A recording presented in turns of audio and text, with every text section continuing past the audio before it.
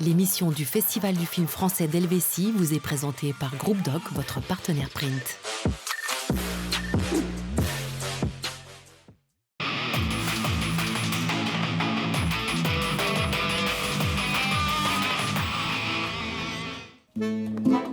La 20e édition du Festival du film français d'Helvétie est terminée.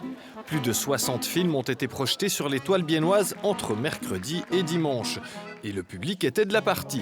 Plus de 20 000 entrées ont été enregistrées. C'est 3 000 de plus que l'an dernier et c'est un record.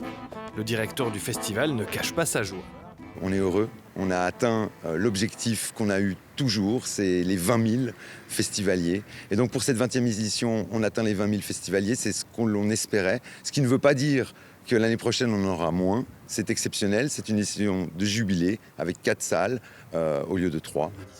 Ces chiffres prennent toutefois en compte les spectatrices et spectateurs qui sont venus profiter de l'open air organisé pour les 20 ans du festival. Autre cadeau d'anniversaire, les 30 talents du cinéma français qui sont venus à Bienne pour le festival. La présence d'un en particulier est un rêve qui se réalise pour Christian Kellenberger. Ma fierté personnelle, c'est d'avoir pu obtenir la présence de Daniel Auteuil qui ouvre majestueusement les feux de la 20e édition. Et puis ma petite fierté personnelle, c'est qu'il ait suivi la cérémonie d'ouverture. Il était au Rex 1, il m'a vu sur la scène. Moi, c'est mon idole.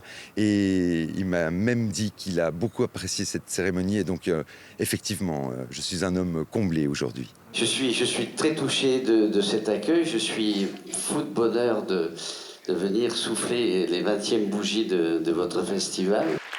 Et puis, il y a eu toutes les autres personnalités. Laetitia Doche, Arnaud Desplechin ou encore Frédéric et Valentin Potier qui sont venus à Bienne pour présenter leur premier long métrage, Prodigieuse.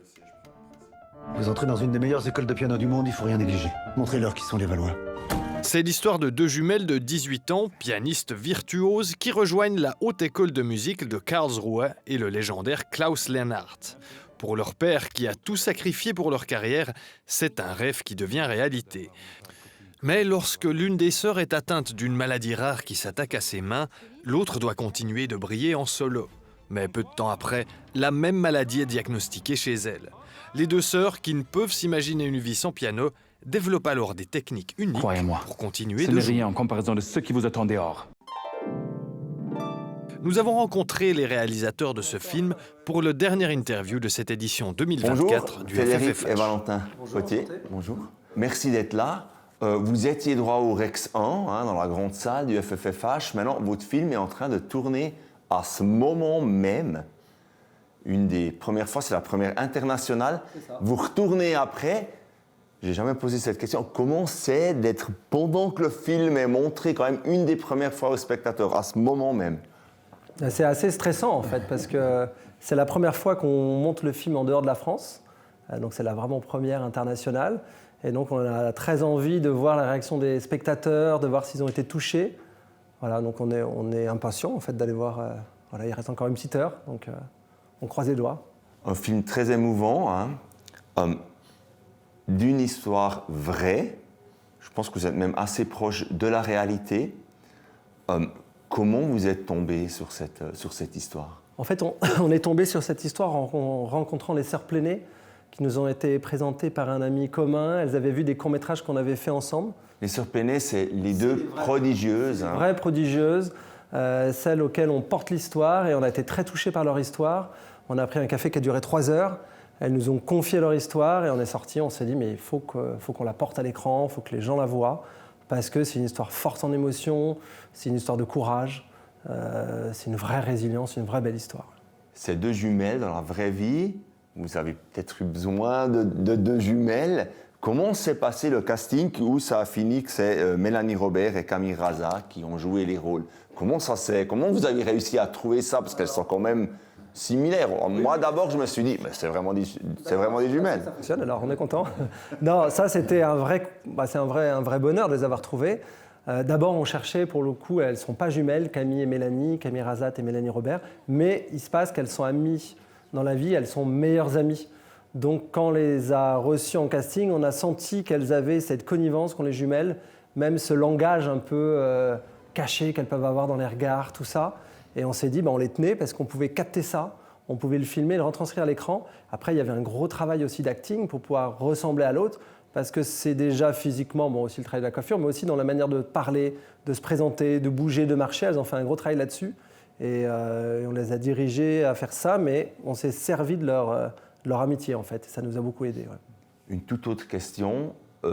Père et fils, vous travaillez ensemble, c'est assez rare. On connaît bien sûr des Coen Brothers, par exemple, des frères ou des sœurs qui travaillent ensemble. Comment c'est de travailler ensemble pour vous deux? Comment ça fonctionne? Alors, je réponds, là, Frédéric voulait dire quelque chose. Je réponds parce qu'il sort d'une petite opération de la gorge, donc il articule pas très bien, donc je réponds pour lui.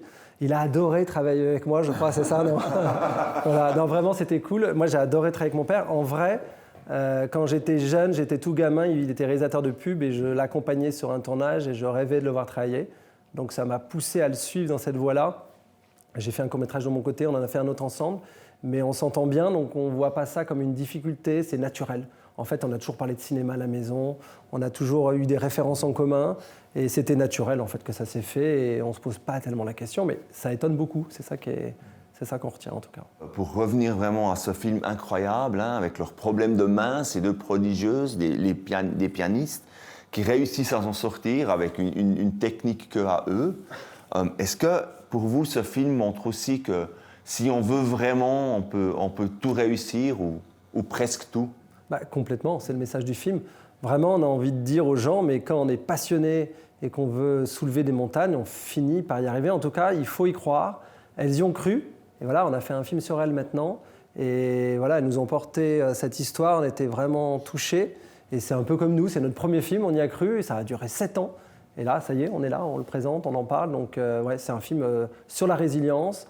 Et c'est vraiment un beau message. Ouais. Merci beaucoup, Frédéric et Valentin Potier, pour cette interview et bonne projection. C'est gentil, merci. C'en est tout pour cette édition anniversaire du FFFH. Merci d'avoir suivi ces émissions qui lui étaient consacrées et à l'année prochaine. Oh, ça risque d'être assez long. L'émission du Festival du film français d'Helvétie vous a été présentée par Groupe Doc, votre partenaire print.